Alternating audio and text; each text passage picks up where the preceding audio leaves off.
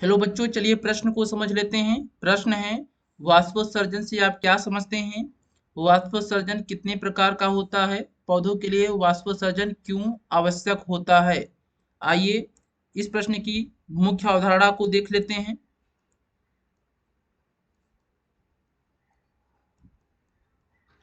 वाष्पोत्सर्जन किसे कहते हैं? आइए जान लेते हैं। वाष्पोत्सर्जन किसे कहते हैं?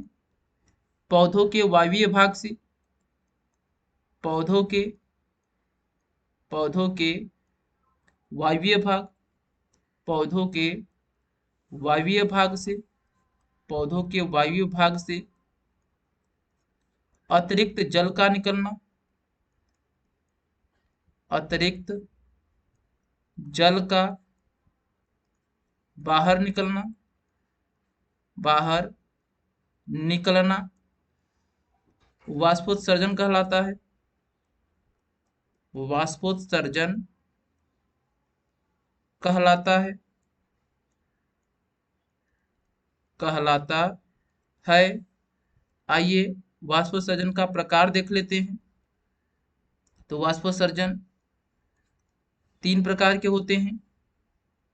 पहला है पर्णरंध्रीय, पहला है पर्णरंध्रीय वाष्पोत्सर्जन, पर्णरंध्रीय वाष्पोत्सर्जन। दूसरा है उपत्वचीय, उपत्वचीय वाष्पोत्सर्जन।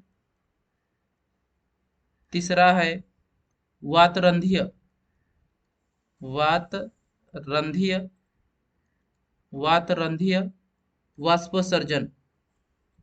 जो पर्णरंध्रीय वाष्पोत्सर्जन होता है यह स्टोमेटा में होता है।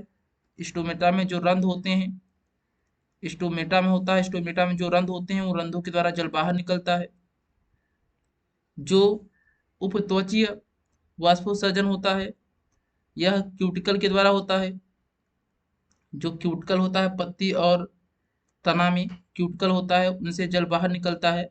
पत्ती तना के ऊपर जो क्यूटिकल होता है उसमें वाष्पोत्सर्जन होता है, तो उसे उपत्वचीय वाष्पोत्सर्जन कहते हैं। वातरंध्रीय वाष्पोत्सर्जन तना एवं शाखा के द्वारा होता है। तना एवं शाखा में कुछ छोटे छोटे छिद्र पाए जाते हैं, उन छिद्रों से जल बाहर निकलता है, तब उसे वातरंध्रीय वाष्पोत्सर्जन कहते हैं। अब बात करते हैं वाष्पोत्सर्जन की आवश्यकता क्या है। आवश्यकता देख लेते हैं। आवश्यकता, वाष्पोत्सर्जन के द्वारा पेड़ पौधे ताप का नियमन करते हैं।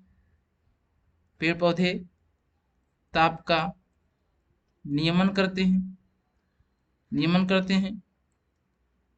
खनिज लवण की प्राप्ति करते हैं, खनिज लवण की प्राप्ति करते हैं, खनिज लवण की प्राप्ति करते हैं। हम आशा करते हैं यह प्रश्न आपको समझ में आया होगा। धन्यवाद।